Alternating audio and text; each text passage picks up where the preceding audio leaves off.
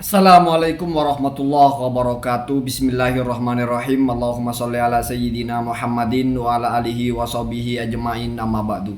Jalanallahu wa iyyakum min ahlil khairi was sa'ada fid dini wad dunya wal akhirah. Semoga Allah menjadikan kita orang-orang yang beruntung di dunia, berbahagia di akhirat. Kita doakan ini kepada siapapun yang berbeda dengan kita selama akidahnya masih sama, agamanya masih sama. Kita doakan juga saudara-saudara kita sesama orang muslim, sesama orang mukmin yang ada di Gaza, di Palestina. Semoga Allah mudahkan urusan mereka. Allah menangkan peperangan mereka, dan yang wafat dari mereka Allah sambut sebagai syuhada. Allah tempatkan di tempat terbaik di sisinya. Amin, Allahumma amin. Ini bagian kedua dan mungkin bagian penutup dari konten saya yang berbicara tentang kajian tafsirnya Pak Dr. Manahim. Oke, misalnya Pak Dr. Manahim tidak mengkritik Gus Baha, oke, silahkan ya. Tidak mengkoreksi, oke, silahkan. Tetapi saya masih fokus tentang bawa-bawa nama Sufyan Ats-Tsauri untuk melegitimasi bahwasannya yang disembelih itu adalah Ismail, dengan falsafah atau dengan bahasa sama-sama tafsir tua. Kemudian ada sanadnya. Sementara yang tafsir tua Makotil nggak ada sanadnya. Coba Bapak atau siapapun baca tafsir At-Tabari. Ketika membahas tentang itu, At-Tabari itu merilis riwayat yang langsung beliau terima. Jadi bahasanya At-Tabari itu haddasani, bercerita kepadaku. Kadang haddasana, berarti sedang ramai-ramai yang mendengar. Itu tulisan At-Tabari langsung, informasi yang diserap langsung oleh At-Tabari. Ada sekitar 17 ya, kalau tidak salah, yang menyebutkan kalau yang disembelih itu adalah Ishak. Ada juga sekitar 19, lebih banyak, yang menyebutkan yang disembelih itu Ismail. Tetapi ada dua hal yang penting di sini. Yang pertama, dari yang sekitar 17 versi Ishak itu, di situ ada 4 sumber jalurnya itu Sufyan Ats-Tsauri. Saya ulangi. Jadi dari sekitar 17 riwayat yang sampai kepada At-Tabari yang versi Ishak, itu 4 diantaranya jalurnya Sufyan Ats-Tsauri. Anda baca sendiri. Sementara dari 19 yang versi Ismail, ada 1 versi Sufyan Ats-Tsauri. Kalau ditambah dengan yang ditafsirnya Sufyan Ats-Tsauri yang ditulis oleh Muhammad Abu Ja'far dari riwayat Ibnu Hudzaifah, maka berarti ada 2. 4 ini bicara At-Tabari ya. 4:1 di At-Tabari. 4 riwayat Sufyan itu Ishak, 1 riwayat itu adalah siapa namanya? Ismail. Ini kok mau dipertegas bahwa kalau Sufyan Ats-Tsauri itu Ismail. Ini kan tidak fair namanya. Kumpulkan dulu riwayat-riwayatnya. 1 ya. Ini kita bicara riwayat. Terus ada yang mengkritik saya, jangan asal comot tafsir, harus tahu kaidah tarjihnya. Saya nggak belagu, saya nggak mentarjih. Saya baca tarjih ulama. Yang pertama yang dibacakan oleh Gus Baha dari As-Sawi. Apa kata beliau? Aqwa. Walladzi qala bi anna dhabiha Ishaq aqwa. Yang mengatakan disembelih Ishak itu lebih kuat. Itu tarjih. Gus Baha itu bicara fenomena. Kita ngajinya tafsir Jalalain. Kita ngaji tafsir Jalalain itu sarahnya Sawi. Tapi kita kok tidak sama dengan kitab yang kita baca. Itu loh fenomenanya. Jadi nggak bicara akidah. Ya. Fenomenanya, kita ngajinya kan Indonesia ini rata-rata kan tafsir Jalalain di mana-mana. Kitabnya mengatakan Ishak, di sarahnya yaitu tafsir Sawi, tapi kita mengatakan Ismail. Itu. Sementara kalau menurut Ibnu Jarir At-Tabari, pengarang tafsirnya itu sendiri, maka beliau juga menyisipkan pendapatnya. Qala Abu Ja'far. Jadi kalau kamu baca tafsir At-Tabari, qala Abu Ja'far ya penulis kitab ya. Tidak pakai kultuh ya. Kenapa? Karena tafsir At-Tabari ini kan tafsir bil ma'tsur. Semua ada sumbernya, ada asarnya. Maka untuk menyampaikan pendapat sendiri pun ya berdasarkan semacam sumber, yaitu bersumber dari beliau ya. Maka apa kata beliau? Fa'aulal qaulaini. Maka yang lebih utama di antara dua pendapat bisawabi, lebih utama itu lebih mendekati kepada kebenaran, fil mafdi, tentang yang ditebus ya. Jadi al-mafdi itu isim maf'ul, tentang yang ditebus min ibnai Khalilir Rahman, dari kedua putra Sayyidina Ibrahim Khalilur Rahman ala zahiri tanzil, sesuai dengan dohirnya firman Allah atau ayat yang diturunkan, begitu kalau kita menerjemahkan secara letterlek ya. Apa itu? Huwa qaulu man qala huwa Ishak, yaitu pendapat yang mengatakan itu adalah Ishak. Semua ini pendapat. Kenapa pendapat? Karena nggak ada hadis nabinya. Kamu cari riwayat manapun tidak ada yang dinisbatkan kepada nabi ya.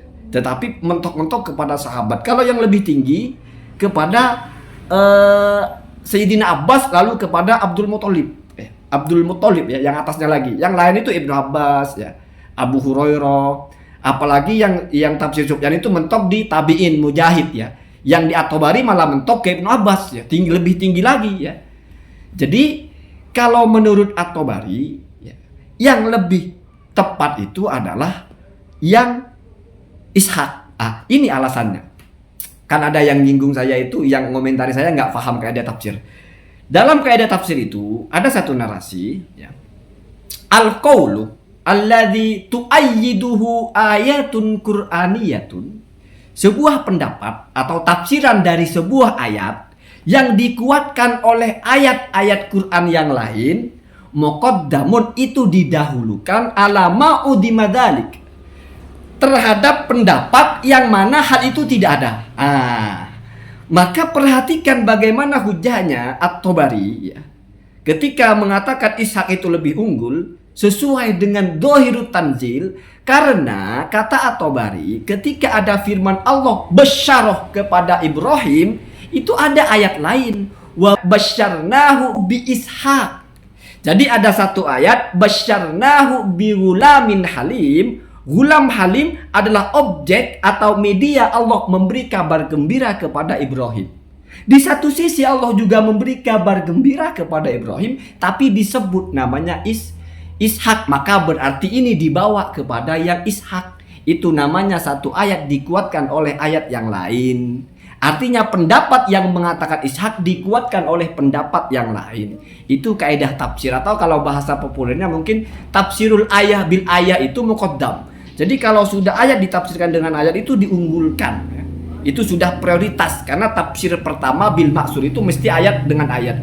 Dan ini ada dalilnya kenapa begitu. Contoh ya.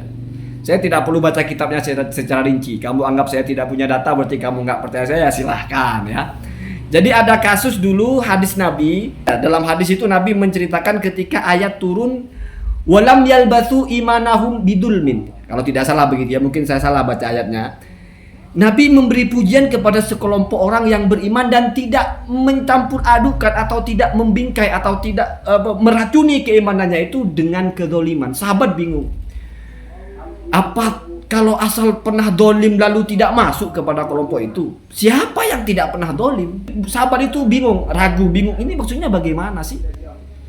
Maka kata Nabi, walaisal murad kadzalik. Oh, bukan dolim seperti itu. Lalu dolim seperti apa? Dolim seperti di ayat yang lain. Apa itu? Innasyirka la dzulmun adzim. Sesungguhnya syirik itu adalah kedoliman. Oh, dolim yang dimaksudkan adalah kesyirikan. Jadi keimanan yang tidak bercampur kesyirikan, itu namanya ayat ditafsirkan oleh ayat. Ini sudah yang paling kuat. Ada contoh misalnya dalam Fatihah, ihdinas siratal mustaqim siratal ladzina an'amta alaihim. Siapa alladzina di sini? Yaitu jalannya orang-orang yang engkau beri nikmat. Siapa itu? Ada di ayat lain, minan nabiyyina wasiddiqina wasyuhada'i wassolihin. Begitu cara menafsirkan ayat yang paling tinggi. Begitu ya. Jadi basyarna bi gulamin didabing dengan basyarnahu bi Ishak. Oh, berarti gulam halim di sini adalah Ishak. Masalah berbeda pendapat biasa. Tetapi jangan kita lalu membuat kajian tafsir yang tidak sesuai dengan pakem. Semua ada sanadnya. Mau mana yang tarjih, semua ada argumentasinya. Ada lagi yang bilang masalah tempat.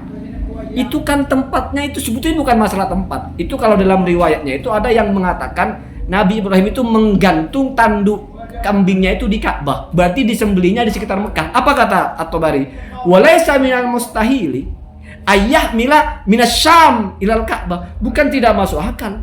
Ibrahim menyembelihnya di Syam, dibawa ke Ka'bah tanduknya. Jadi semua ada hujahnya, Pak. Nah, satu lagi. Kalau sudah bicara tafsir, kandungan Al-Quran, itu polemiknya adalah bagaimana menurut Nabi. Pertama, bagaimana menurut ayat yang lain. Yang kedua, bagaimana tafsiran Nabi. Kalau nggak ada, bagaimana tafsiran para sahabat. Kalau nggak ada, bagaimana para tabi'in. Begitu, Pak, ya. Begitu. Terus kalau masalah sumber eksternal, saya malah agak bingung. Sebelum-sebelumnya Pak Manahem ini selalu ngotot harus ada sumber eksternal untuk bisa diceritakan kepada orang agar orang percaya. Sekarang di tafsir sudah ada Ishak, lalu ada sumber eksternalnya Injil Ishak. Kan sudah klop itu.